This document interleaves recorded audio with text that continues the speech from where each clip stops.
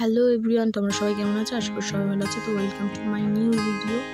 তো দেখো আমাদের বাড়ি কি এসেছে, আমাদের 3 জনের থেকে 4 জন এখন পরিপূর্ণ হয়ে গেল। তো আজকে হচ্ছে গোপালের প্রাণ প্রতিষ্ঠার পুজো। তো ছোট করে ঘরেই পুজোটা করেছিলাম। আজকে আমার হাজব্যান্ড খুব ব্যস্ত থাকার কারণে পুজোয় বসতে পারিনি।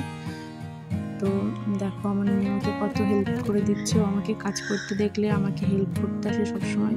সেটা মানে হেল্পটা একটু বেশি হেল্প হয়ে আমার হেল্পফুল হয়ে যায়, সেটা বড় কথা নয়। বড় কথা হলো যে আমাকে হেল্প করতে আসে, এটাই আমার কষ্টটা বোঝে। তো দেখো পুজোও শুরু হয়ে গেছে। তো এই জেঠিমা আর নমিতা নন্দীরা এসেছিলো বলে আমাকে অনেকটা হেল্প করেছে, যার জন্য আমি পুজোয় আগেই বুঝতে পেরেছি। না হলে সব কিছু গুছিয়ে উঠতে আমার খুব কষ্ট হয়ে গেছিলো, যেহেতু বাচ্চা কাচ্চা সামলে, তারপরে ওর খাওয়া দাওয়াও আছে একটা ব্যাপার, সংসারের সমস্ত কাজ সামলে সকাল সকাল পুজোয় বসা। এটা পুজোটা 12টার আগে কমপ্লিট করার কথা ছিল। তো ঠিক টাইমেই সব সম্পূর্ণ হয়েছে সুস্থভাবে। আর দেখো যাকে ভিডিও করতে বলেছিলাম, তো ফোন নাড়িয়ে চালিয়ে কী অবস্থা। তো যাই হোক, যতটা তুলেছে এটাই আমার কাছে অনেক। তোমাদের কাছে একটু হলেও তো শেয়ার করতে পারছি। একটু লেট হয়ে গেছে, তাও তো দিতে পারছি একটু ভিডিওটা যে কিভাবে কি হলো।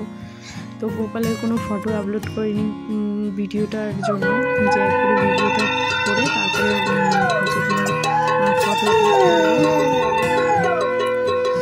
আর দেখো এখানে সংকল্প হচ্ছে, যে তোমার হাজব্যান্ড ছিল না, আমাকে সংকল্প করতে হচ্ছিল। তোমাদের কেমন লাগলো সব কিছু অবশ্যই একটু কমেন্ট করো। হঠাৎ করে মানে মাথায় এসেছে যে আমাদের গোপালকে আমাদের আনবো, আর ওনার আমাদের ইচ্ছা হয়েছে না, ওনার ইচ্ছা হয়েছে বলে উনি আমাদের বাড়ি এসেছে, মানে আমাদের সঙ্গে এসেছে। মানে একটু ভুল হয়ে গেলে অবশ্যই আমাকে বলে দিও, কিন্তু কেউ নেগেটিভ কমেন্ট করো না। আর খুব হুড়োতাড়াই ছিলাম, যার জন্য শাড়িটা এইভাবে পরেছি। তো দেখো আমাদের গোপসোনাকে কত সুন্দর লাগছে। শরীর অসুস্থ থাকার জন্যে ভিডিওটা আপলোড করতে পারিনি। তো পুজোও শেষ।